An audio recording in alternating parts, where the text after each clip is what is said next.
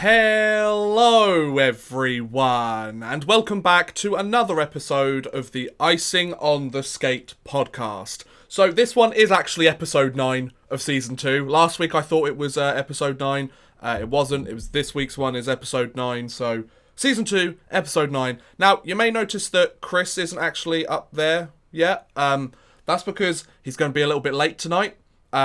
He got back a little bit late or something. He just said he's not going to be ready for like another 5 minutes or so. So hopefully he gets here. Being the true professional that Chris is, hopefully his house isn't being burgled or his dishwasher's making noise. So you're stuck with me for the first 5 minutes. Guys, skips the last Brits on Bruins podcast that just went out today. So I had to do that by myself. He skips the first 5-10 minutes of this, so I have to do that by myself. You see why I don't rely on other people, folks. So, I hope everybody's having a wonderful day so far. We've got some stuff to talk about within the Elite Ice Hockey League, the National Hockey League, and a little bit of stuff in between. The only thing I would mention, though, is it's been quite a quiet news week for the most part. There's no Department of Player Safety stuff that's happened this week. We've got a few player signings within the Elite League, which is really good. We've got some players of the week that Chris and I have hopefully picked. Chris will hopefully have a quiz for me. I think he said he did.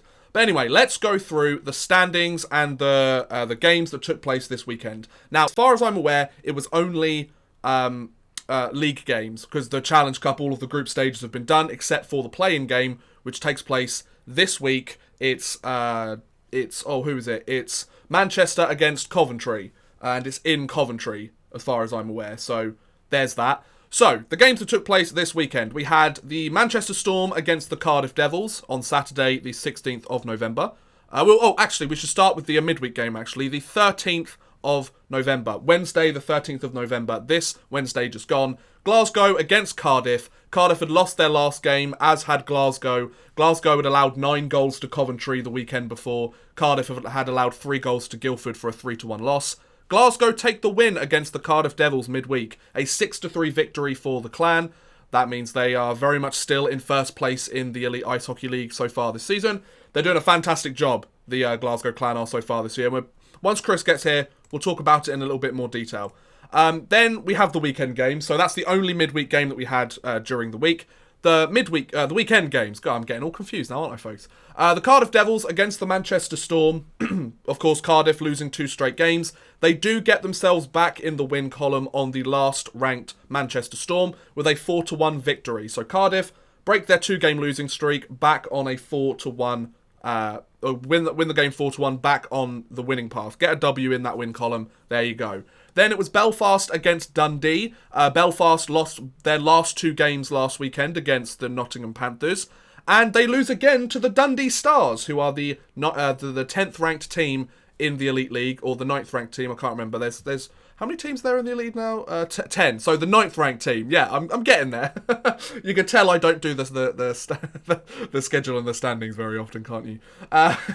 So the Dundee Stars take a 4-2 victory over the Belfast Giants to take the Giants' losing streak to 3 straight games, which not very good for them. They were looking very poised to have a good showing in the Elite Ice Hockey League after their CHL campaign, but it's kind of fallen apart. They have had some injuries to their team, and yeah, there's been a couple of issues with players there, but it happens. Then we had the Sheffield Steelers against the Coventry Blaze. The Steelers took a convincing 4-1 victory against the Blaze. So Sheffield, they had lost their last game of the weekend last weekend against Manchester. Manchester staying undefeated against Sheffield. At home, I should say. So Sheffield get a 4-1 victory. And then lastly, on the Saturday, was a game between the Fife Flyers and the top-placed Glasgow Clan. Fife actually take this game 6-4. So the Scottish teams having a relatively decent showing. 2 of the 3 Scottish teams won their games this weekend. One of the games was between 2 Scottish teams, so one team had to lose.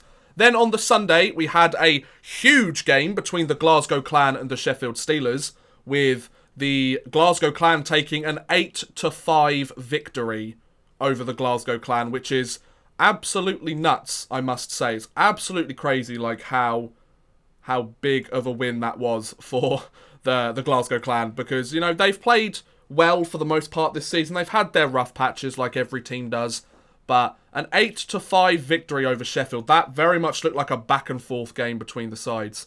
Then the Coventry Blaze played the Belfast Giants, and Coventry won. They lost against Sheffield the day before. They went and took a 6-3 victory over the Belfast Giants, which means the Giants are on a 4-game losing streak. They haven't won a game in back-to-back weekends, which for the Giants, that's going to be a bit of a blow. Oh, here he is. Here he comes. Right, come on then, Chris. There he is. Hello. Welcome. How you doing? Yeah, it's been one of those days, I think, really, is the best way of Okay, describing so it. I'll let you get your bearings while I finish off the final 2 games that were played this weekend. So we had Yeah. Belfast dropping their 4th straight game against Coventry.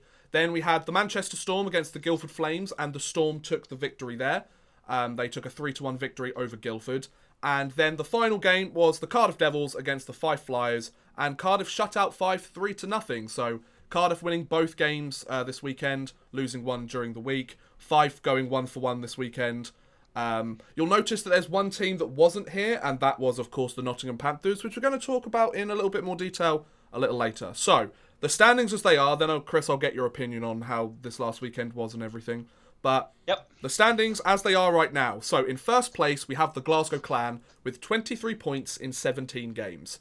Second place, we have the Cardiff Devils with 20 points in 15 games. So, if they win their games in hand, they will take first place. Third place, we have the Sheffield Steelers with 20 points in 18 games. So they've played 3 more games than Cardiff. That's why they're third and not second. Fourth place, we have the Coventry Blaze with 18 points in 16 games. Fifth place, we have the Belfast Giants with 18 points in 15 games. Their 4 straight losses have really taken them down the peg in the league so far. Sixth place with 15 points in 17 games, the Fife Flyers.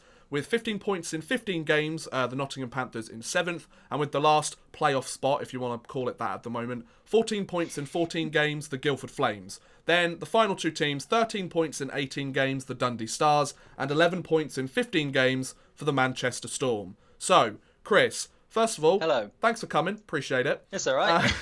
Secondly... it's been. Anyway. No worries, man. No worries. It happens. So... the standings, and you've heard some of the results of the games that took place. Yeah. What's your general feel this last weekend? It's been another interesting weekend. I mean, going into it, I would not have said that Belfast would have picked up another 0-point weekend on the bounce. It's ridiculous. Like, you would not particularly expect at it. home to Dundee. Yeah. I mean that was. I mean, fair play to the people from Dundee for that one. Alex Leclerc again, 45 shots against and only 2 goals. It's ridiculous. 95.56. The amount of times that he's really stood on his head for the Dundee Stars this season, just already really. Yeah. Is been insane. And another good week for Glasgow as well, really. Yep. They're top of the league. I know, as you've said, that if Cardiff win their games in hand, they'll go top. Yep. But at the moment, Glasgow legitimately top of the league because they've got the best points percentage. Yep.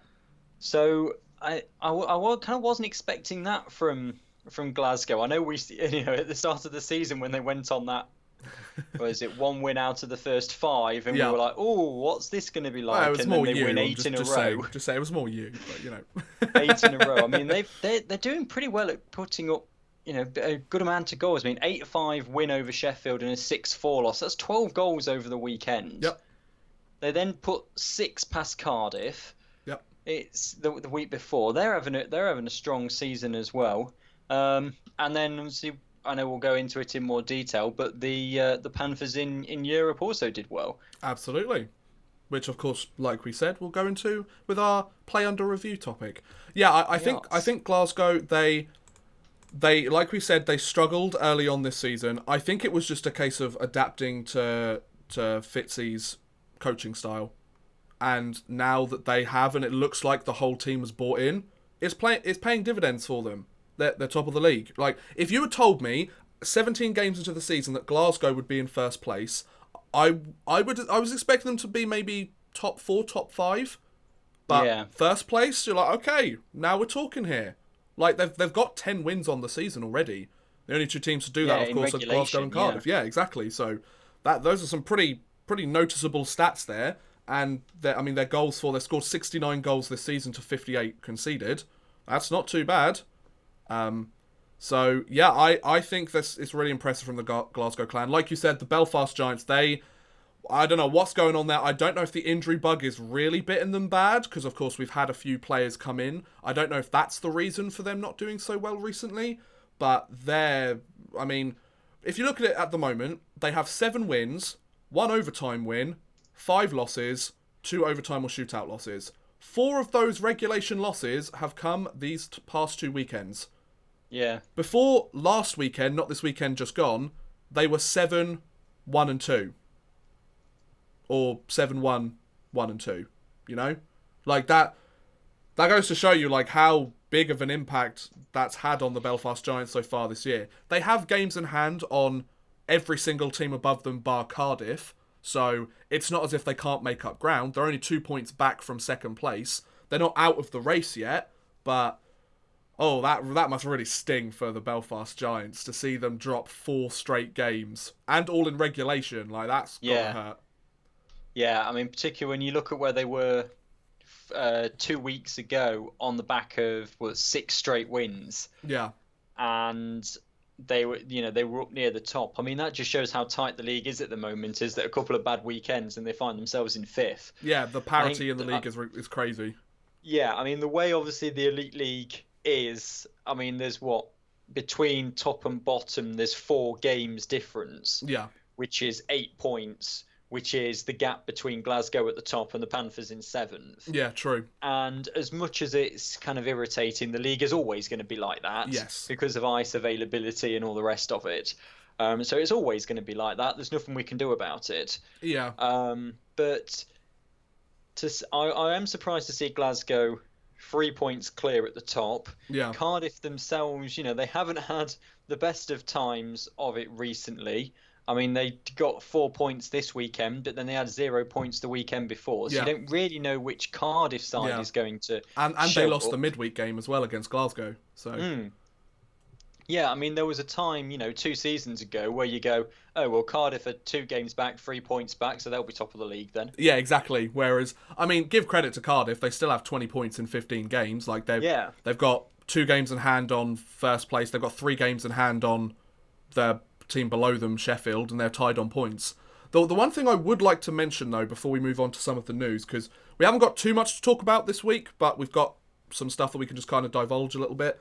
The Guildford Flames, I just want to bring them up. I'm a big fan of them being a dark horse in the league. You never quite know what they're going to do, and they always seem to go under the radar and surprise everyone. They've scored the second least amount of goals so far this season, but they've also conceded the least. They have played less. They have played less, but they've only scored 39 and they've only conceded 36. So it's either a case in Guildford that their forwards aren't scoring enough points, or their defence are really good at making it 2-1, 4-3, or 3-2 games, or 1-0 games, Because they are, for goals scored per game, they are in 7th out of 10. Okay. Because obviously they've played less, so the average goes up. Yeah. Naturally, bottom of the table, Manchester. Yeah. 2.47 goals a game is their current record. Guildford are on 2.79. Yeah. It's Sheffield on the top of that at 4.2. Yeah, they score a lot of goals. They have scored. They do score a lot of goals. It's only Sheffield and Glasgow that have over 4 goals a game. Interestingly, in 9th place, the Panthers only 2.67 goals a game. Yeah, they are. They've allowed 2 more goals than they've scored this entire season so far. Yeah. 40 goals for 42 against, and they're an even 500 in the standings. So. Yeah, it's interesting to see the. Particularly kind of near the bottom, the difference between average attendance and league position. Yeah. Because you've got like Manchester at bottom on 1,333, but they're in 9th on this table. Dundee have 1,335, and then there's a big jump to Guildford at 1,700. But it's Fife who are at the bottom at 1,200. Now they've obviously got a smaller, quite a small arena, but it's interesting that obviously the arena teams are at the top: Sheffield, Nottingham, Belfast. Yeah. naturally. Glasgow are only just shy of 3,000, which is good. Yeah, it's incredibly impressive. Sheffield are at top nearly 6,000. Yeah. Panthers are on 5,000, so there's a 1,000 jump between those two. Then there's another 1,000 jump between Nottingham and Belfast. Yeah, I mean, nothing sells more than winning teams. So No. it's fascinating to see how the averages and the attendance figures work as the season goes on.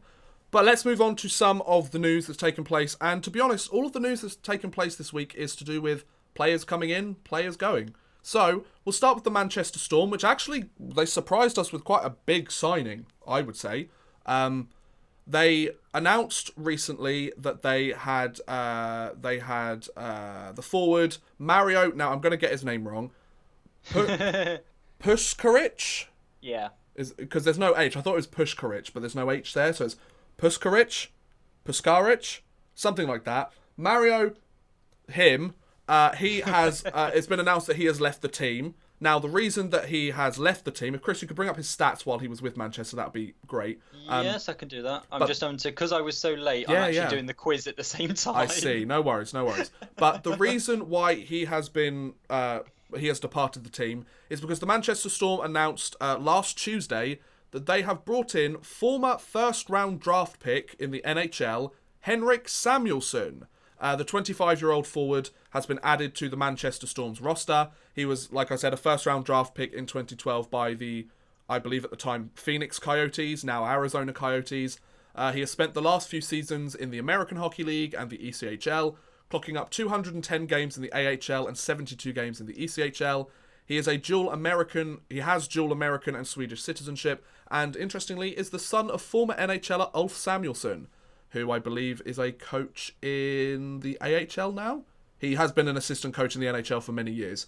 So, a quote from the Manchester Storm head coach Ryan Finnerty: "We welcome Henrik, who's a big right shot centre/right wing with a great resume. I'm sure our fans will make him feel welcomed come Saturday." And then speaking about Mario leaving the team, it's an incredibly tough decision to release a player at any time during the season, and with Mario it's no different. He's a great player and a wonderful person. We want to wish him the best going forward. So, Chris, what do you think about this signing? Yeah, I mean, he's got one assist in his 2 games so far. The 2 games this weekend for Manchester being against, I've lost it, Cardiff at home, which he didn't do anything, and then he got an assist against Guildford last night away. Mario Puskaric, yeah, I mean, there were some decent aspects and some not so. 21 games played. This is in all competitions, by the way. 6 goals, 5 assists, so 11 points from 21. The plus minus not so great, -9, and 14 penalty minutes. Okay, so not awful. I mean, that plus minus would have been nicer. I think he's one of those players that, based on those stats that you've mentioned, he's one of those players that would put up points, but maybe not at the consistency that Ryan Finnerty would have wanted. And when you see a guy like Henrik Samuelsson is available to pick up, then you kind of have to go with the greater of the two. And you've got to take a gamble with it, and they've decided to go with Samuelsson. So maybe it's just that he's a victim of circumstance, perhaps. Perhaps, yeah. Yeah. I mean, I think it almost looks as though it was a case of they wanted to bring Samuelsson in, so they had to remove somebody who was in that position. Yeah. And it just so happened that he was the odd one out, you know? Yeah, I mean, I don't know the contracts over in Manchester, if like a lot of those are on uni deals as well, perhaps, or true. Because obviously, if everyone else in the position is on a first year of a uni deal or something, then he's the only one that can go. Yeah, good point. So I mean, I'm speculating now. I don't know for sure. He's a big name. He got an assist in his 2nd game with the Storm, like you mentioned.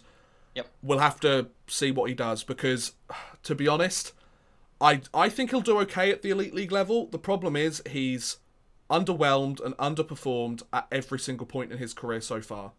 He was a former first-round pick. Like, I'm not saying that, like, oh, because you're a first-round pick, you have to make it to the NHL, but that's kind of the onus that's put on first-round picks. Like the Arizona/Phoenix Coyotes, they spent their prime ideal pick to select this player, and he never played in the NHL, which, of course, a multitude of factors go into whether a player gets to play in the NHL or not. But simply put, he wasn't quite good enough to make it there, which is fine. That there's plenty of other very solid leagues around the world. Not to kind of insult the Elite League, but we're not exactly the first choice for any former first-round picks. They kind of had to have go on a journey where things haven't quite gone the way that they were either expecting or planning for it to be, for them to wind up here, you know?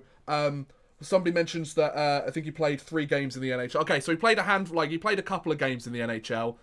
Fair point. Thanks for correcting me. It's good that we cleared that up.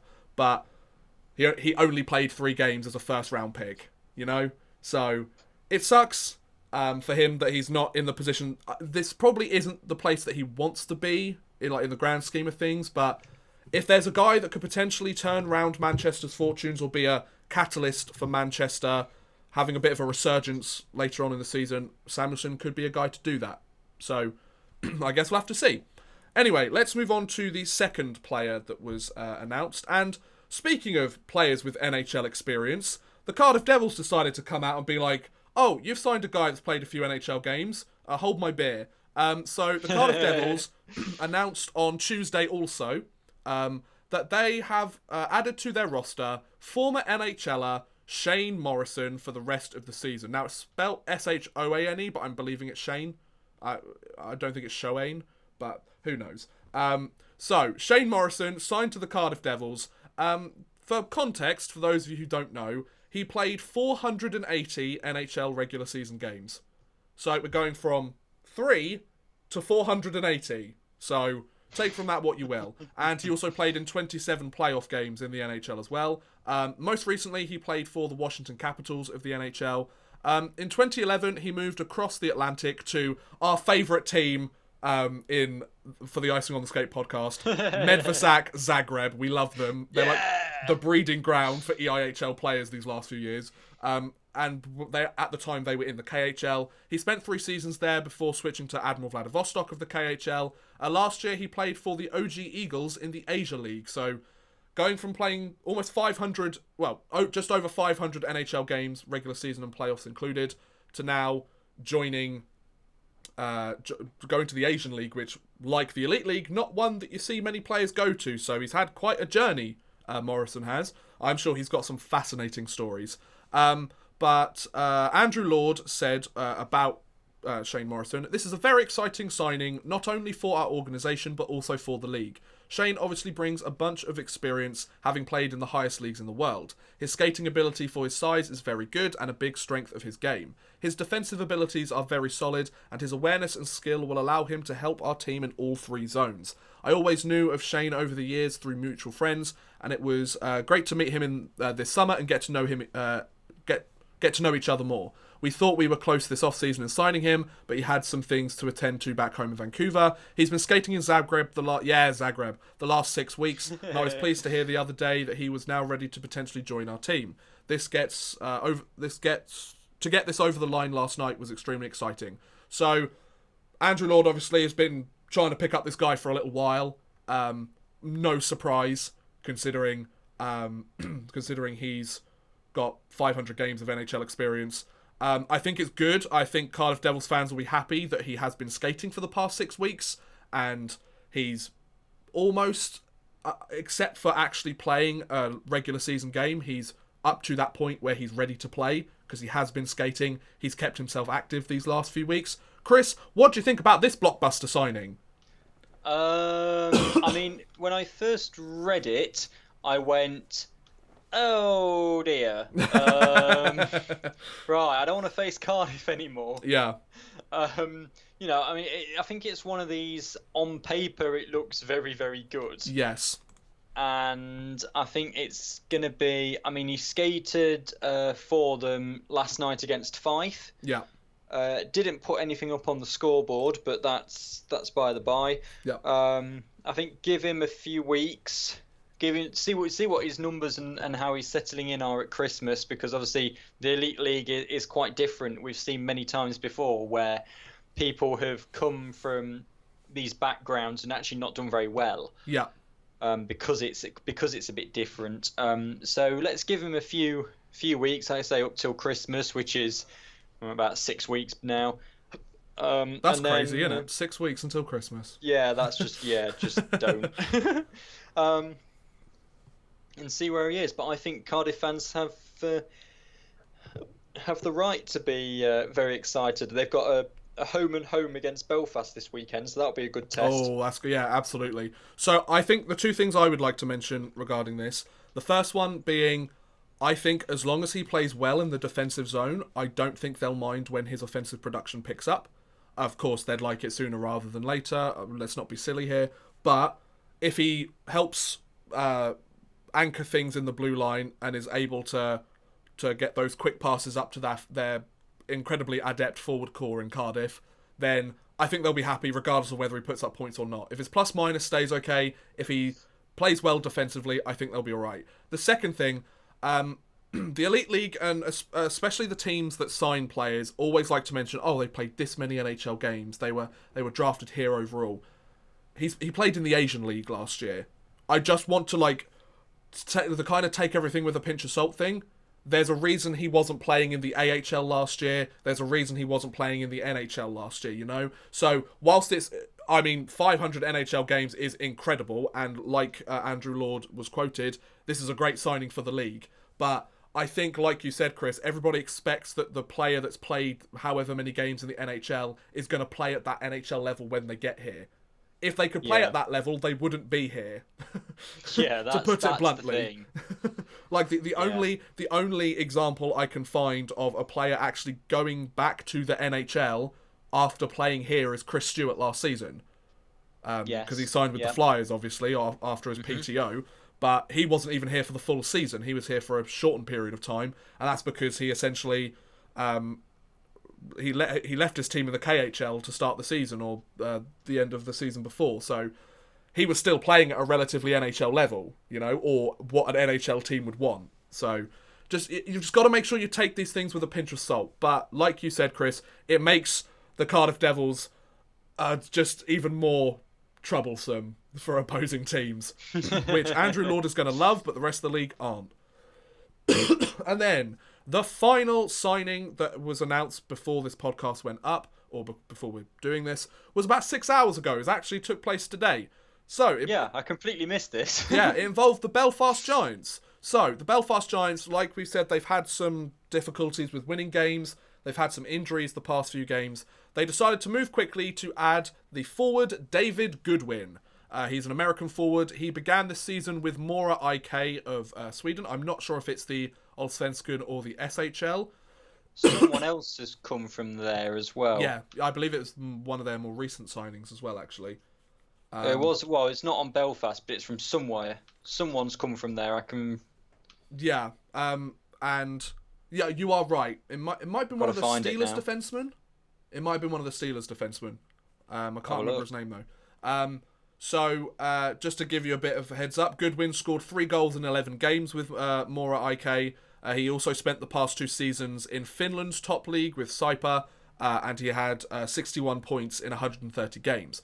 Now, head coach Adam Keefe of the Belfast Giants was quoted saying, "We are still within striking distance of first place, though we cannot continue in our current run of form." Yeah, you're telling me. "We are lacking offense right now, and it's important for us to address it. Once we knew David was available, we wanted to bring him to Belfast. He will add quality and speed to our offense. We have to move forward and get back to work right away with important games ahead."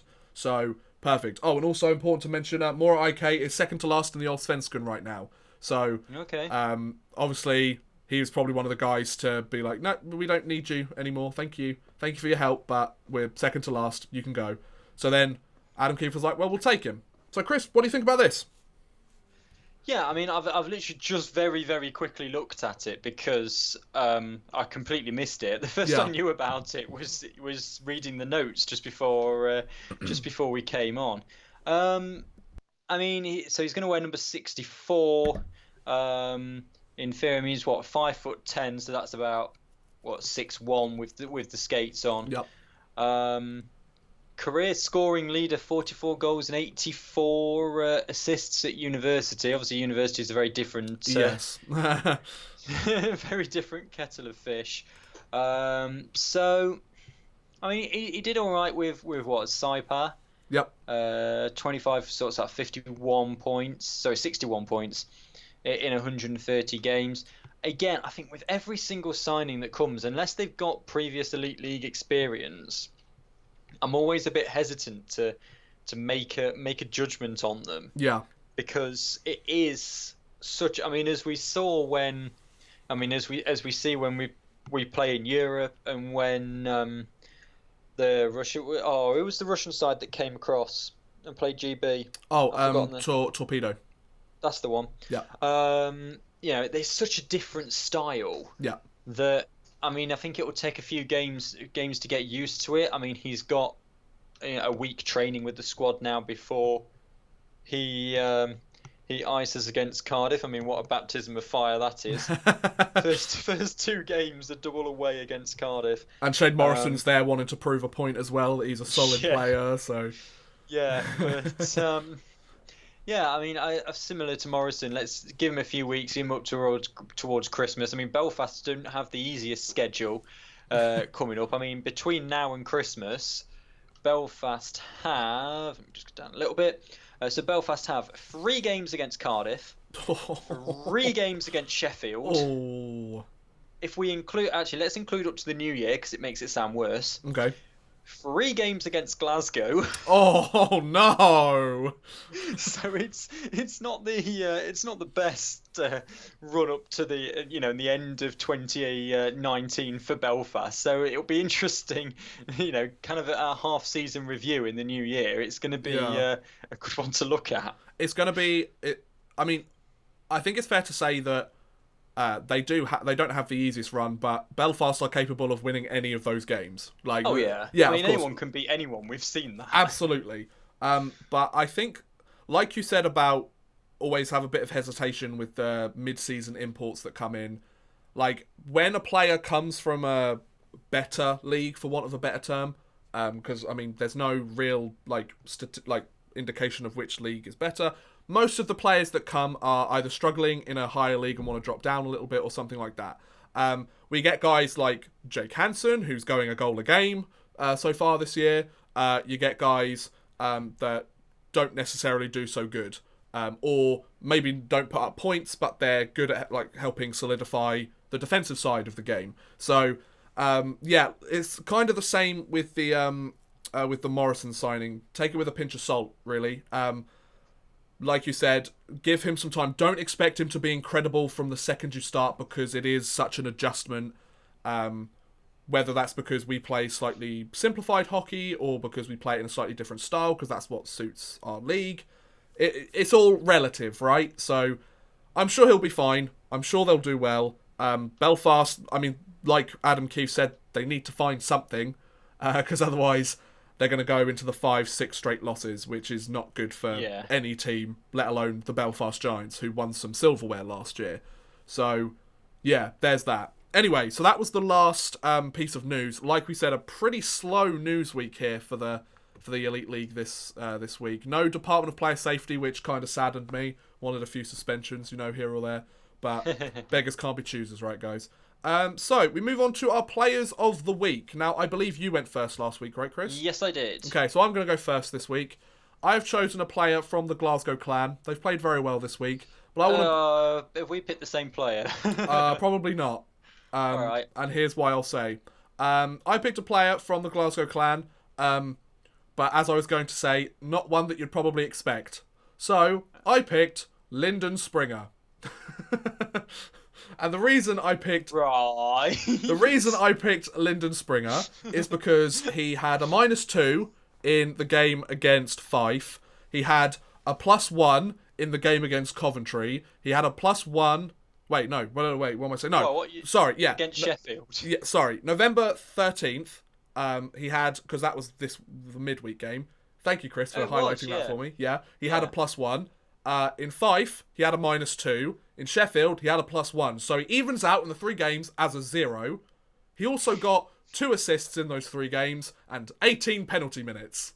Yeah! So, why not? And he occasionally gets suspended. So, why not? Lyndon Springer, you are my player of the week. Now, Chris, did you pick Lyndon Springer? No. Okay, thank goodness. I picked Glasgow again. I picked Rasmus Berrum. Good choice. Yeah, he was one that I Uh, was looking at also. Yep. Yep. So 3 games this week, as you said. 4 goals, 3 assists, so 7 points, and +6 and 2 penalty minutes. I believe he is now in the top 5 in league scoring. Also, I checked that before we started, and yeah, he was in the. He's now broken in terms of like just league, not Challenge Cup. He's broken into the top 4 or 5, I believe. So fair play to him as well. Valoron still has that locked down though. No surprise there. He's put up a ton of points so far this season. Yeah, he has. Yeah. Okay, Chris. Let's Hello. get this quiz over with. You said I was going to get 0 when you messaged me earlier. Let's get it out of the way then. I'm ready. Yeah, I mean, I admit, because I was so caught up, and It's okay, I understand. it's not the best quiz this week. As long as I get some points, I don't care. I don't actually think you'll get 0, but we'll see. Thank goodness. Oh, Right, okay. easy. Right, I'm just saying I've got my OBS up. I'm not looking at anything. Oh yeah, that's fine. Just want to clarify that every week. Okay, so the easy question: who returned from suspension this weekend? Oh, that's got to be Gagnon. Correct. Yes, well done. Hey. So, because we talk about the Department of Player Safety, I was cycling through. It's like, well, Valoron was only suspended for a game, and he played this weekend. Gagnon, Davies. Oh, Gagnon was suspended for. Yeah, Gagnon. It's got to be Gagnon. Yeah. Yeah. Because Gagnon had 5 games and played on Sunday. Davis has now finished his. Right. He'll get suspended again. It's not a problem. Right. Medium question. Okay. From which country was the team Panthers lost to this weekend? Oh, that's a good question. I know it is. Because they lost the second game. They won the first, which was Amiens, which was France. They won the third game, which was against a team from Denmark, so Hungary. Correct. Yes, well done again. Hey. Look at me. 2 for 2. Right. 3 points of 3 points. Right.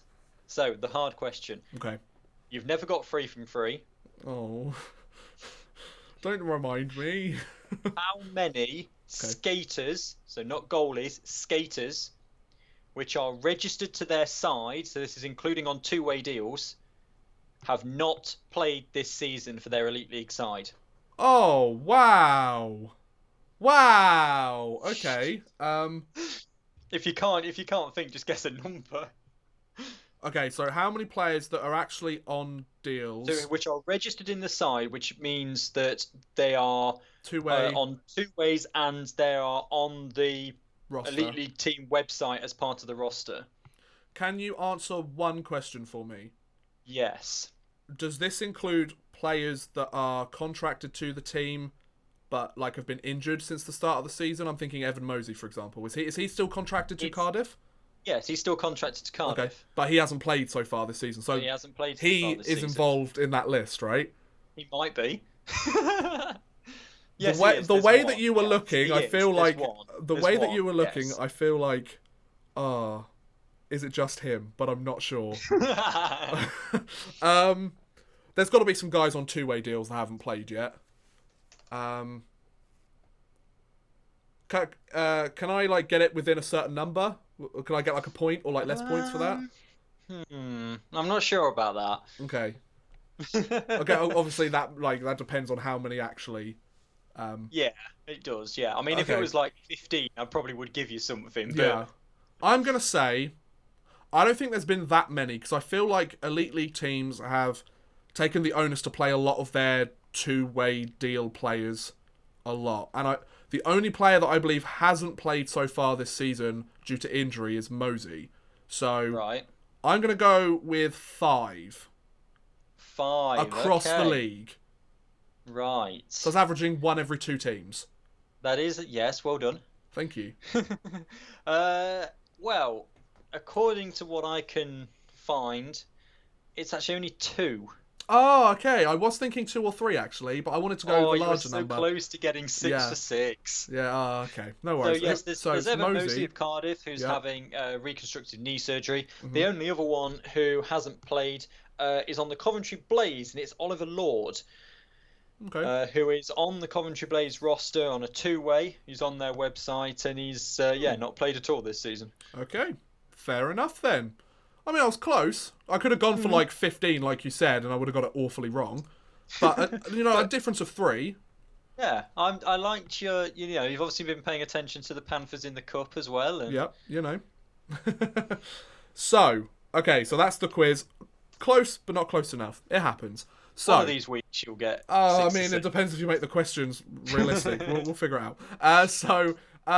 Let's talk about our play under review for this week. For those of you who don't know, it's more of our discussion topic about British hockey in general, potentially minor league stuff. The stuff we're going to talk about today is the Nottingham Panthers, who we haven't actually talked about in any detail this week because they didn't play any games in the league this weekend because they were in Denmark. They were playing in the Continental Cup semi-finals in Denmark against Amiens from France, a team from Hungary, and a team from Denmark, which former Panthers netminder Patrick Galbraith plays for, and was in net before he got pulled because he allowed 4 forgotten goals. until I was looking at the game sheet to do the log today. Yeah, I saw the Panthers tweeted a picture of like a Galbraith banner that somebody had made, and I was like, oh, okay, that's the team he went to play for. Interesting. So 2 teams, a player crossing paths with a new team. The one thing I want to add before we actually talk about what happened, I don't like that Panthers white jersey with the black stripe across it. I think it's ugly. Just putting it out there. They have, the green jerseys I'm not much of a fan of either, and I love a good green jersey. But anyway, so the Nottingham Panthers. Chris, do you want to take us through the games they played this weekend? Did you watch many of the games? I watched the first game, but I didn't watch the other 2, I must admit. So the first game I was at work, and got back with about 90 seconds to go. Okay. On the Friday. No, hang on. No, I was off work Friday. What was I doing Friday? Oh, I was buying a bed for the new house. There you go. It happens. So I saw about the last 90 seconds. Okay. And then the 2 weekend games, I was away in Durham this weekend, so I've seen barely anything. How nice. The whole idea being to get away from everything for a weekend. What, you had enough of me already, have you, Chris? We're not even halfway through the season. I saw on Flash Scores that they lost on the Saturday. They did, and then on the Sunday, because it was the evening game, I think I tuned in with about 4 minutes to go. Okay, interesting. So I really haven't seen a lot, but I kind of kept tabs on it. I know we needed a point from that final game. Yes, or we needed one of the teams in the other game to win by like 3 goals. Yeah, but Amiens won by 4 goals, which is why we needed that point. Yep. But okay, so long story short, for those who don't know what happened, they took 2. So the Nottingham Panthers took 2 wins of 3 games, and it was the top 2 teams, wasn't it, that go through to so the top 2 teams in, because we're seeded so highly, we only came in the semi-final stage, which is great. Whereas when we played first time and we won it, we went in the second round, and in the first and second round, you actually have to win your group to go through. Right. Whereas in the semi-finals, because they need a team, because they need a group of 4, the top 2 from both groups, which are played simultaneously, go through. Yeah, and I think it's interesting to point out that this is the 4th straight year that we have a team in the Continental Cup finals, according to the Elite League. So that's pretty impressive. Sheffield got there but didn't make it, didn't win it. Yeah. Belfast didn't win it last year. There and came second, but then got in because Kazakhstan can't go in it. Yeah. And then it was the Panthers the year before and they won it. So yes. So, I mean, in terms of the Continental Cup, it's not a very well-known trophy. It's like the Europa League of European ice hockey. It's kind of like the minor league competition. Yeah, it's like the minor league Europa League. It's like the you have the Champions Hockey League. It's like their minor league version, you know. Yeah, I mean, for all intents and purposes, for anyone who knows football, the Champions Hockey League is the Champions League, and the Continental Cup is the Europa League. Sure. Yeah. I could be talking French to you, couldn't I? I mean, I know it roughly, so I don't watch it because it works in exactly the same way in the sense that the teams that come top of all the leagues go in the Champions League, and then the ones that come like 3rd and 4th go into the other one. Yeah. So, good call on the host arena in Denmark to do free YouTube live streams. Good call. Yep. Very happy with that. Admittedly, I only tuned in for one of them. So they had, they very nicely had English commentary from Mr. Moran. So from Gary Moran and Guy Doucette, which I must admit I didn't realise it was Gary Moran, who is, for those of you who don't know, is he the general manager? Would you say? Yeah, he's the Panthers GM, but he does come from a media background. He used to do broadcasting. Right. Okay. I didn't realise it was Gary Moran until Chris mentioned it to me. I just thought it was a commentator that they'd brought in. I mean, no, well, that's only because I recognise his voice so much. The only thing that struck me, particularly with the bits I listened to at the end of Sunday's game, was the sound quality was really poor. Yeah. Just that I don't know if it was just if the levels were just wrong on the mic, but there was distortion and interference and popping everywhere. I don't. Sounds like my live streams, Chris. I didn't notice. But I didn't notice that on Friday, so I don't know I don't know if something had been changed for Sunday, but technical difficulties. We get them all the time, you know. Yeah. A lot of people had a lot of differing things to say about Moran's commentary. I must admit, I had it on in the background while I was doing other stuff, so I didn't really pay too much attention to it. So I didn't mind it. It was okay. Like, the way I put it to you, Chris, wasn't it, that I said, it did the job, you know? Like, it wasn't like, I want to hang on to every word like Moran says, but it did the job. So... Yeah, and I think part of it... and obviously this is nothing against Gary Moran at all, but one of the things I know Max, by the sound of it, is of the same thing, and it's not against Moran because it's the same with Aaron Murphy as well. I don't like these cliche random sayings. Yeah. Oh, top shelf where you keep the biscuit barrel. It's like, just say it was a goal. Yeah.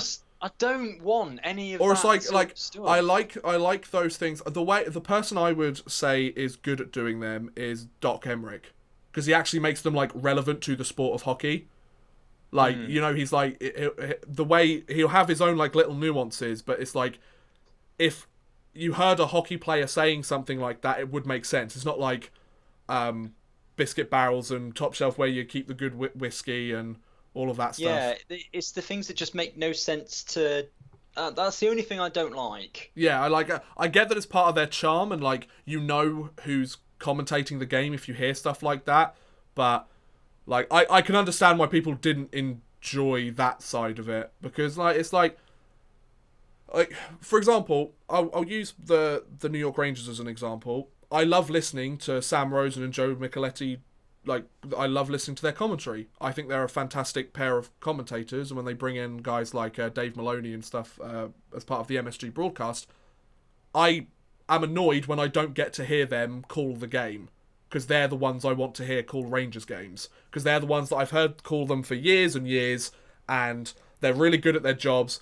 Joe Micheletti's really good at giving insightful, like, colour commentary. Sam Rosen... He's kind of slowed down these last few years, but he's done a really good job of doing the play-by-play and making you feel like you're in it, you know? That's obviously difficult in somewhere like the Elite League or in a competition like this where you're kind of having to find who's available, as opposed to, oh, we're going to sign you to this massive contract, you have to be available for every game because we're paying you a load of money kind of thing, you know? So, I don't know. I wasn't too bothered with it, but anyway, I think we're getting a little bit away from the topic anyway. So you saw a little bit of it. You've seen the actual results of the games and how well the Panthers did. What's your thoughts on it? Well, we've been seeded number 1 for the final, which is great. Which is great. Shame we can't host the final because there's something on at the arena, although it's still not clear on the website what it is. I hope it's Disney on Ice. No, that's why we couldn't have the playoff. Yeah, but maybe they could. Maybe they could do it again. Yeah, according to the Motorpoint Arena website, there is there's still nothing down as being on, which makes me think there's some kind of setup going on or rehearsals or something. Maybe it's an appreciation night for the Odd Man Rush YouTube channel. Maybe. So you've got the Panthers in there with Neman Grodno from Belarus, Sondersjijk Voyens again from Denmark, and Krakow Of Poland, yeah. from Poland. Okay. Venue obviously to be determined, but it's either going to be Belarus, Denmark, or Poland because it can't be in Nottingham, which is a shame. Yeah.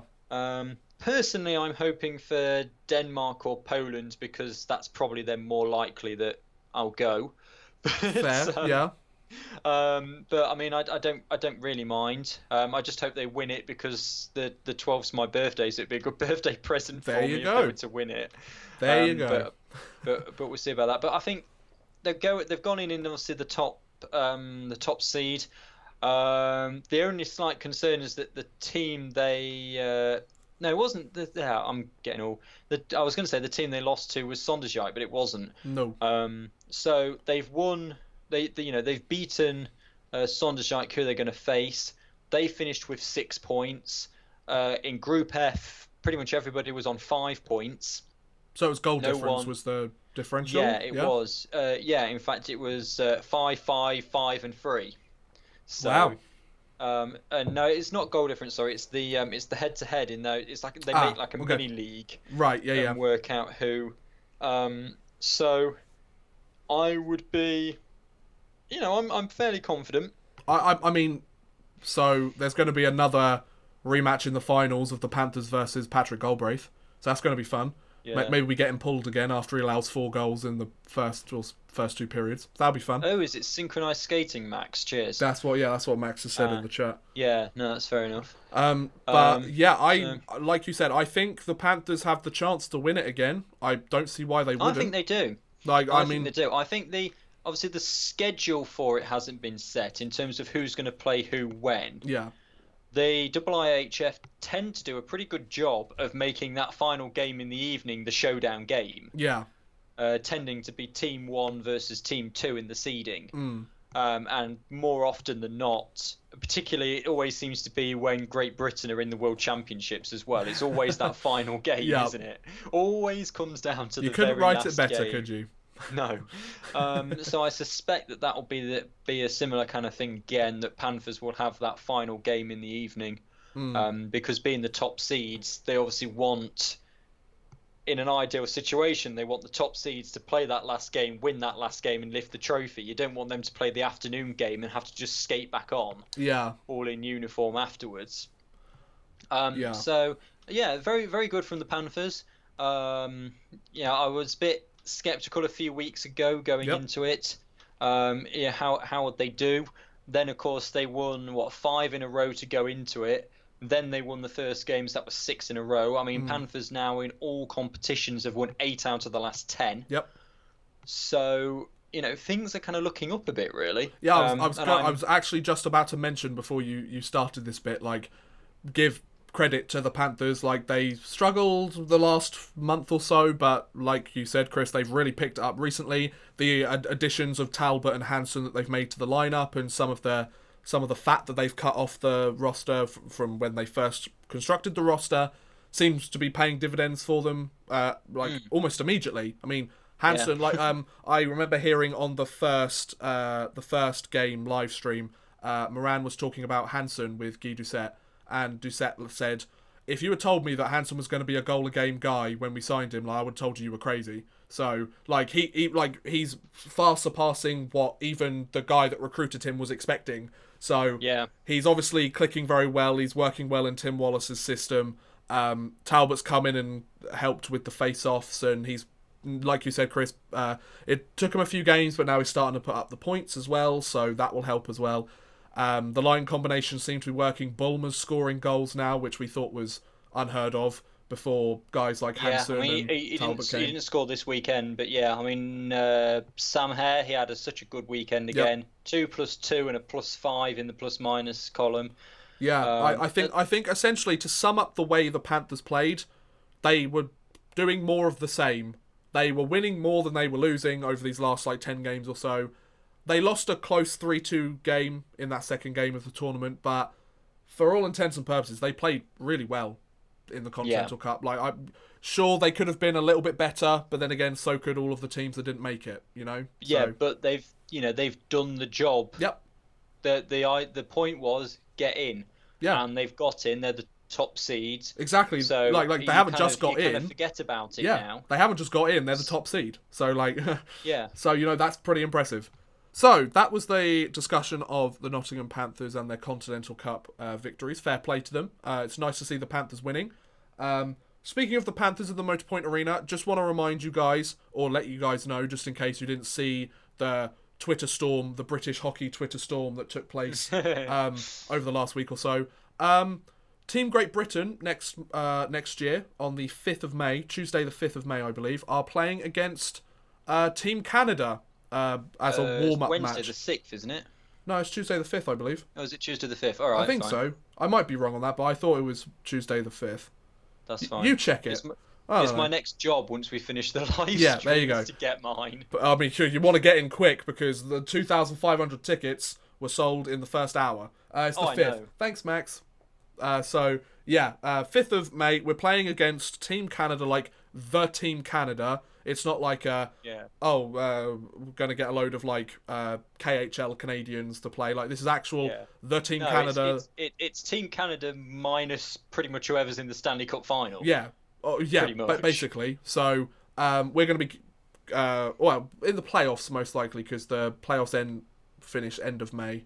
So yeah, you're right. Maybe conference finals. Maybe conference finals. Conference finals in the. So mostly the players, like mostly the best players in the world. Like we could see the likes of Conor McDavid playing at the Motorpoint Arena in Nottingham. Like that's what we're looking at here. So the tickets are a lot more expensive than the usual Motorpoint Arena tickets. To be fair, especially when they go to general sale. But then again, we're getting the chance to see some of the best hockey players in the world.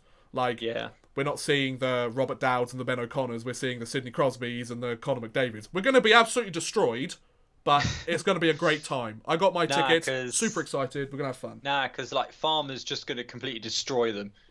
just hitting them left, right, that and DL2 experience. There you go. So, I believe it's a warm-up game for the World Championships as well. Yes, it is, because the World Championships are the week after. There you go. So, what better way to know where your team is at than to get demolished by one of the best teams in the world. So it's going to be fun. I can't wait. Speaking of Team Canada and Conor McDavid and NHL players, let's move over to the NHL across the pond. I'm going to read you through the standings. Relatively unchanged for the most part. But it seems that way. Yeah, I'll take you through them anyway. So, first place in the league, the current front runners for the President's Trophy. We've still got plenty of hockey left to play, obviously. The Washington Capitals, with 34 points in 22 games. They take first place. Then, with 29 points, we have 4 different teams. The Islanders in second, Boston in third, St. Louis in fourth, and the Edmonton Oilers in fifth. It is important to mention, though, that the New York Islanders have played only 18 games.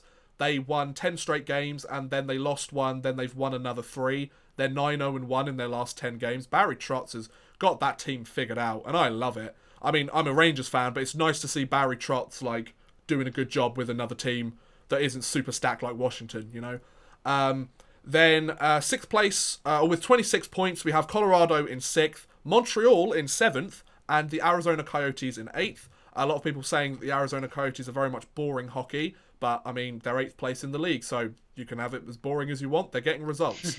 Then, with 25 points in the league, we have the Carolina Hurricanes in 9th, the Florida Panthers in 10th, and the Winnipeg Jets in 11th. A bit of a slow start to the season for them. They seem to be picking it up. They're the only team so far, though, that have a negative goal difference of -5 so far in this list.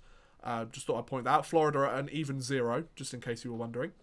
Then, with 24 points, we have Pittsburgh in 12th, Philadelphia in 13th, Dallas in 14th, and the Vancouver Canucks in 15th. With 23 points, we have Buffalo in 16th, Vegas in 17th, Calgary in 18th. So they're all the teams with 23 points. With 22 points, we have Chicago in 19th, Anaheim in 20th, and the Toronto Maple Leafs in 21st. They're not doing very well now that Mitch Marner's not there. They've lost 3 straight, and they're 3-5-2 in their last 10 games. So that's not good. They're almost as bad as the Rangers, and we've played 4 less games. Then with 21 points, we have Nashville in 22nd and San Jose in 23rd. With 20 points on the season, the Tampa Bay Lightning. I should also point out that the San Jose Sharks have won 6 straight games. So glad I kept a hold of Martin Jones for my fantasy, just saying. Whether he's the starting goaltender or not anymore, I don't know. With 18 points, we have both the New York Rangers and the New Jersey Devils, and the Columbus Blue Jackets taking 25th, 26th, and 27th in the league. With 17 points, we have Ottawa, the Los Angeles Kings, and the Detroit Red Wings. And then in 31st, all the way down the bottom, the Minnesota Wild, which is... I wouldn't have expected them to be there at the start of this season. So, there's that. So, in terms of the winning and losing streaks, like I said, Toronto lost 4 straight. Chicago have won 4 straight. The Kings, they may be in 29th, but they've won 3 straight, so keep an eye on them. 3 straight from Dallas they've won. 3 straight from the Islanders. No huge losing streaks except for the 4-game losing streak for Toronto. So most teams very much playing winning a game, losing a game at the moment, which you can't really complain about. So let's move on to some of the news in the NHL. We only picked a few minor things here. There isn't anything too crazy to talk about. The first one being the St. Louis Blues forward Oskar Sundqvist has been fined almost $7,400, the maximum allowable under the current CBA, for charging Anaheim Ducks goaltender John Gibson during a game between the Blues and the Ducks on November 16th. The incident occurred at 10:06 of the second period, and Sundqvist was assessed minor penalties for charging and roughing. And of course, the money goes to the player's emergency assist fund. So, I must admit, I didn't get the chance to watch it. He was assessed a double minor on the play, so obviously wasn't a nice hit. And he's now been fined for it. No suspension, but a fine for it. Chris, what do you think? Yeah, because $7,400 is so much to him, isn't it? For a guy like Oskar Sundqvist, it's a bigger dent than, say, McDavid or Crosby. Oh, yeah, it's a bigger dent, yeah, but still it's... No, still, it's pocket change for them, yeah, absolutely. Yeah. But, I mean, I haven't seen it, so I can't really comment too much. But, you know, we're much better on the DOPS in the Elite League about the consistency. Yeah. I don't know quite how the consistency is over there. Probably even better than it is here. Well, you'd hope so, given the amount of people that are behind it. But I think the most important part that goes into this is the fact that he was assessed like a double minor for charging and roughing to John Gibson. And John Gibson has been a big part of the Ducks' early season performance. He's a fantastic goaltender. He's dealt with his fair share of shots against him, I would imagine. But there you go. So Oskar Sundqvist gets charged $7,400. I wouldn't mind $7,400. Can we give it to the Odd Man Rush Emergency Assistance Fund? That'd be pretty decent. Then a rather troubling, yet everything seems to be okay at the moment kind of story. Calgary Flames defenseman TJ Brodie is reported to be recovering at home now after he collapsed at practice on Thursday. The team is saying there's no timetable for his return to play. He's out indefinitely due to injury.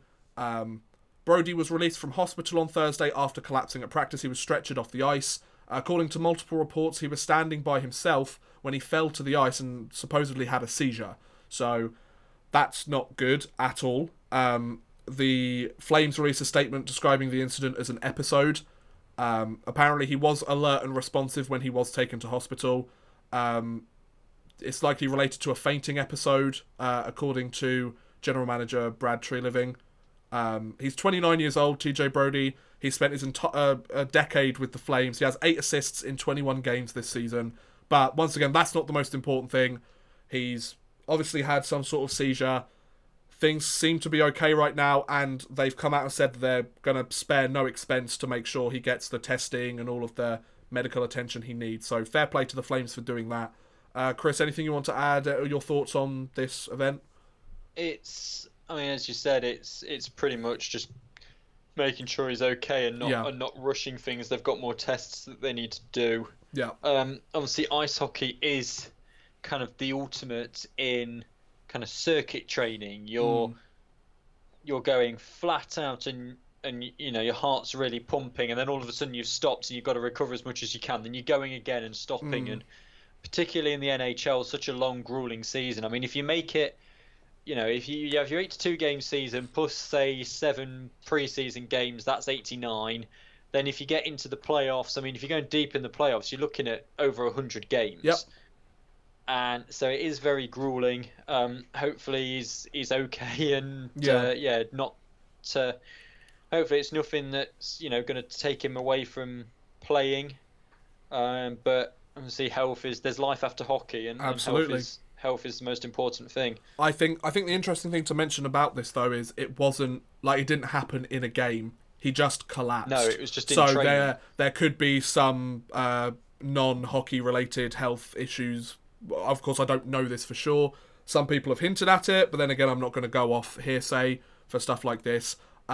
It's like different. Essentially, what I'm saying is different to something like a concussion or like Scott Sabrin and what happened to him against the Boston Bruins. Like it didn't happen as a result of a play in a game. He just collapsed while they were practicing. So there was obviously something else going on there, and it kind of makes you feel like, well, it's good that he didn't play another game, because if that happened in a game or something happened to him and it made things worse, then if a player had hit him, they would feel awful. Everybody would just feel awful. The crowd would be shocked, like they were with the Bacchus Sabrin situation. So it's better that it happened in a more controlled environment, I think, is what I'm trying to say.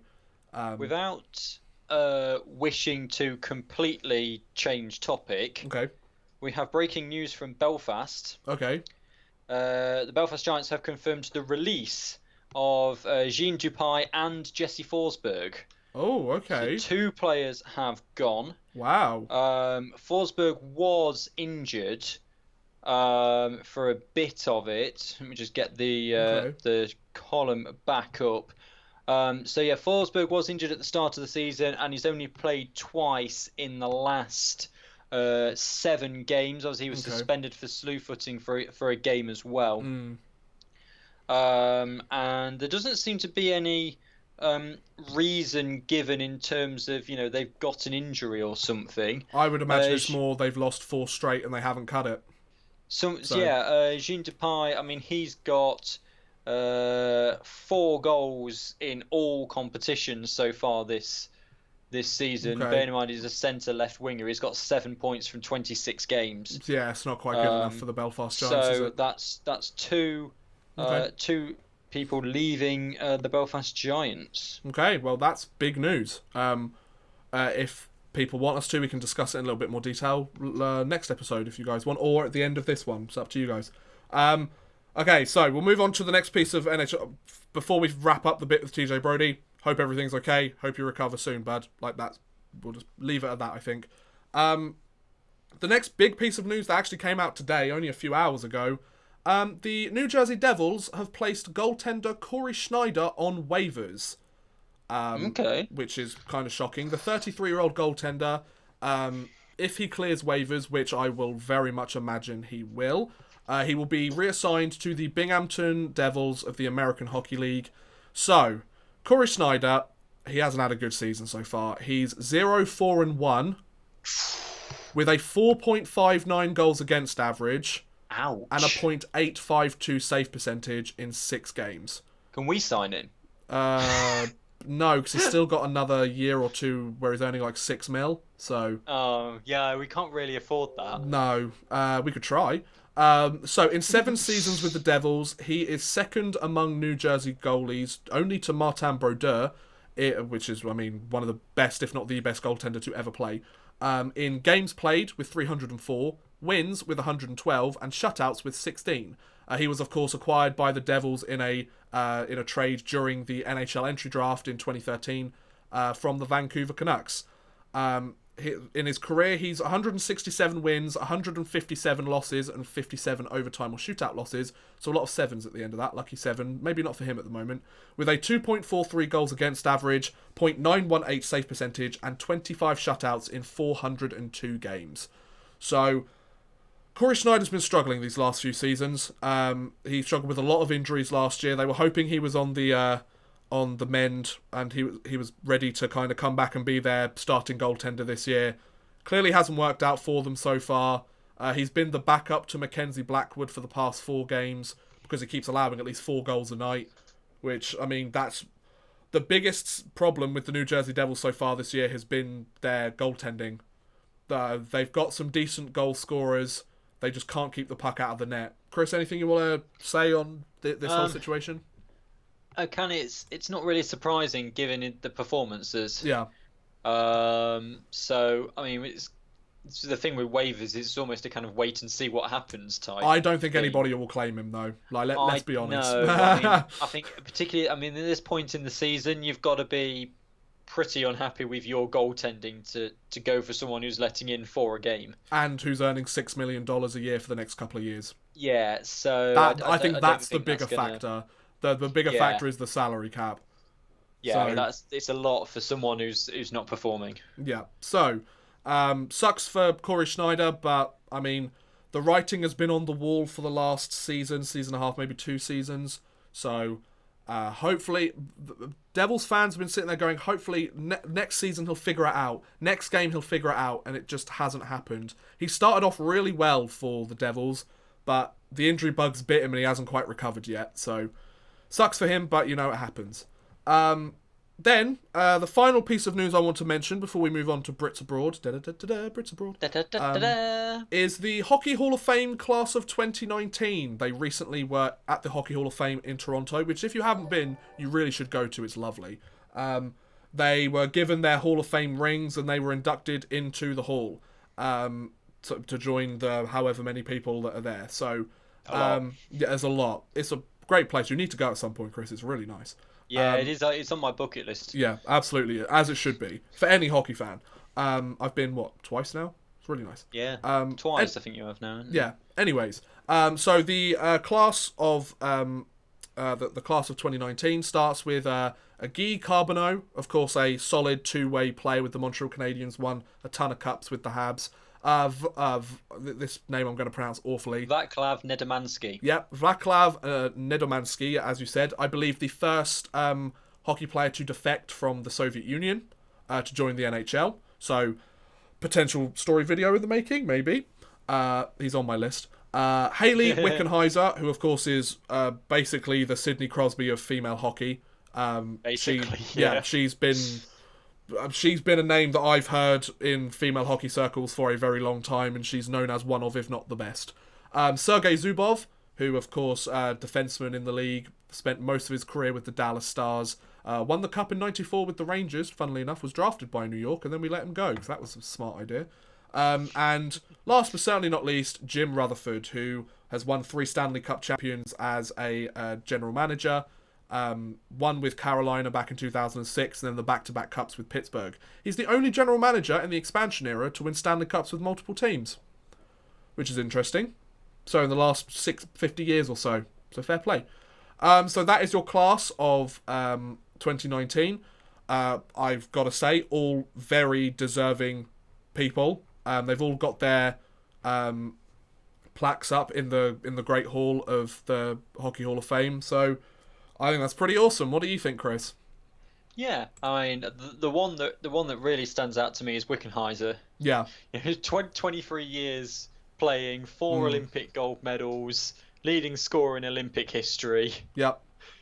So that was one that really sticks out to me. I think having Nedomansky in there, being the first athlete from a communist country, part of the Soviet bloc, is significant. I mean, he still had a really, really good career, but not quite as good as the rest of them. Yeah, like the Russian Five, for example, who most of them, if not all of them, are absolutely in the hall. So yeah, but that's quite a symbolic one as well, and nice to have the general manager in there as well. So it's not all about players. Absolutely. So yeah, no, a good induction really. Right, so that's the NHL stuff done. Busy as the NHL is always. Let's move on to Brits Abroad. Da-da-da-da-da! So, Chris, you got all the things we need for Brits Abroad? Yes. Good. I expected nothing less. Take us away. Let's start with Kirky. We always start with Kirky.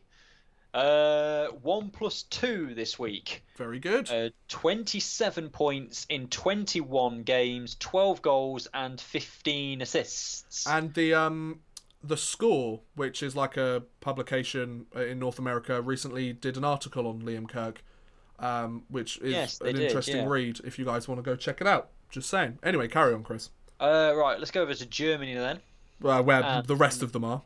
where the rest of them are. Yeah. We'll start with Tomo Okay. and his Schweinige Wild Wings. Indeed. Not great. Not gonna Oh. lie. Oh. 2 losses, still bottom of the league Ah, in again. the DEL. Yeah. Shucks. Let's go to Russell. Okay. Pete Russell, 1 win, 1 overtime loss. Okay. The best performance of the week. 6th in the table in the DEL2. Okay. With Freiburg, 32 points. Okay, not 10 bad. points off the top of the table. But obviously you get 3 points for a win there. Yep, true. And then Corey Nielsen with everybody else. 1 win and 1 loss. Okay. 9th in the table on 30 points. So that's how close the table is. If Yeah. Pete Russell's in 6th on 32 and Corey Nielsen's in 9th on 30. Good point. They had the loss, they got shut out. Not so good. But in the win, it was 2 goals for Farmer and 3 assists for Hammond. Hammond just keeps dishing the puck, doesn't Yeah. he? That's impressive. Fair play to him. Okay, so that is a look at Brits abroad. Let's move on to fantasy hockey. Yay! So, fantasy hockey should look, if I can find it, where did I leave it? Should look a little bit like this. like this. Boom, there you go. Let me just remove our webcam. Sorry, Chris, getting your ugly mug off the screen. That's fine. So, to sum it up, I beat Turku, even though he came into the live stream last week and said that he was going to beat me. Oh yeah, I remember that. The Thrashers beat the Flames, doubled them up on points. Exactly. Wow, that's crazy. The Swarm beat the Sucker Punchers.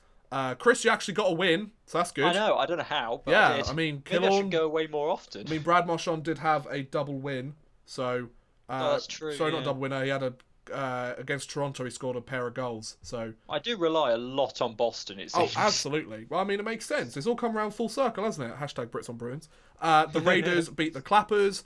Max's Nottingham Outlaws, 2nd win of the season for them as well. He got Conor McJesus, so I'm not surprised. He had 10 points in 3 games this week. That's true. Then the Trapezoids beat Jagardan. Angry Beavers beat the Netters. The Spitfire beat the Jets. And the Missing Teeth beat McLafferty. Let's take a look at this week's matchup. Da da da! This week's matchup. I was just hoping to do that to buy time. Here we go. So the Clappers are playing me. Oh, okay, yeah, I think I could beat them. Yeah, that's not a problem. The Swarm are playing the Thrashers. Chris, you're playing the Flames. The Sucker Punchers are playing the Raiders. Cardiff Block 13 playing the Wildcats. The Trapezoids playing Max's Outlaws. The Labrador Boys playing the Angry Beavers. Jagardan playing the Spitfires. The Netters playing the Missing Teeth. And the Jets playing McLafferty. So that is a look at your fantasy hockey. Hey, so we are back. Bonjour. Yeah. We've got like 5-10 minutes. If you guys, it's last call. Last so if call, there's any basically. stuff that we didn't mention that you want us to talk about, I'm not talking about Don Cherry again. I just want to put that out there. Just check nothing else has There has come been an up. absolute Twitter storm to do with Don Cherry and all of that. I don't really want to talk about it. We talked about it in some detail last week. I had a couple of people being like, make a video on it. I love how a lot of the hockey YouTube channels made videos on it because they knew that it would get views. Just saying. The only thing from the Elite League is them taking the mick out of Coventry and Belfast because 2 players fell over in the same place. So they've just put a caption of "Beware the invisible tripwire at the Sky Dome." I mean, as long as it's only the opposing teams that trip over it, then... Oh no, it was one of each. No, but like in future, then they could pretend that I see, there is right, actually yeah. one there. So, you know. Yeah, I see what you mean. In terms of the channel, I'm hoping to have a video out either Wednesday or Thursday, and then one out slightly later in the week because I'm going away this weekend. So I will not be able to sit down and do a Whatever Happened To. Didn't do one last weekend either because I'm really helpful. So yeah. Mike says, do a series where you learn to play hockey. Now, interesting you mentioned That's that. a wonderful idea. If only somebody could message me. Chris, get on that. I will chase Matt again. Please do. Byron and Druan are going into surgery. Yeah, I saw that. That doesn't help for the Habs, does it? So both of them are going in for surgery. They're going to be out for a noticeable period of time, which really doesn't help them. So, Yeah. Good luck, Carey Price. You're going to need to stand on your head again because that team's not going to score that many goals without those guys. They were struggling to score goals as it was over the last few years. And those are two guys that bring the offense for your team. Two of the big guys. You've still got some solid guys there. I mean, you've got Teta and you've got Domi as well. You've got Weber, of course, with his powerful slap shot from the point. But we'll see. I foresee it being a bit of a rough few weeks or months for the next few months or weeks for the Montreal Canadiens. So yeah. Anything else? Anything else people want to say? If you want to get on the ice, we've got something in the works. I just need somebody to message me. I've chased him again. Thank you. Hopefully he'll get to me at some point. I love how Max says both of you. I quite fancy giving goalie a go, to be honest. Yeah?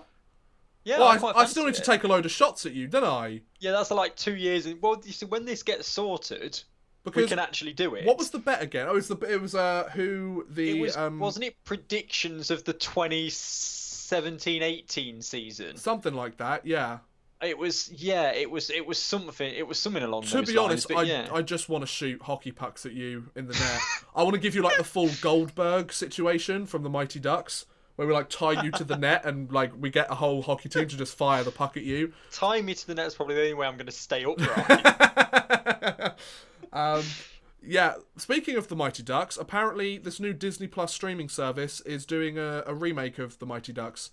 Yay, more TV you got to pay for. But I'm not quite sure what to think about it. I'm not sure I like the premise. It's like, oh, this kid used to be part of the Mighty Ducks, but then he gets kicked off the team. So his mum and him make a new team. Right. Have the league done just while we're coming to the end? No, I was going to say, have the league done Player of the Week? And this is why we don't do their Player of the Week anymore. And plus, ours are more interesting. See, like, they'll probably release it like 5 minutes after we stop, like, live streaming, you know? You know what I found interesting? And it just happens to be perfectly lined up. Okay, what? Right. Player of the Week 3, Netminder. Player of the Week 6, Netminder. Player of the Week 9, Netminder. Coincidence? I think not. Well, it does break it because week 11 was Kevin Carr, but disappointing. It does break it a bit. All you had to do was wait another week. Could have given it to him for his Continental Cup performance. We wouldn't have minded. Any more questions? Last call, everyone. We've got a couple more minutes to chat. It's been about an hour and a half.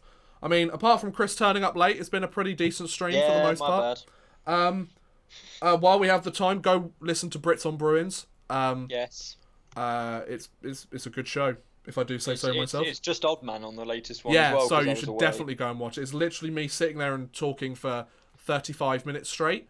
The good thing is I had 3 different Boston Bruins games to discuss, so that made the job a lot easier. That's a good point, actually, Ricky. Chris Versteeg was announced that he's had his contract terminated with the Rockford Ice Hogs. Of course, I did a video a couple of weeks ago about Chris Versteeg or whatever happened to.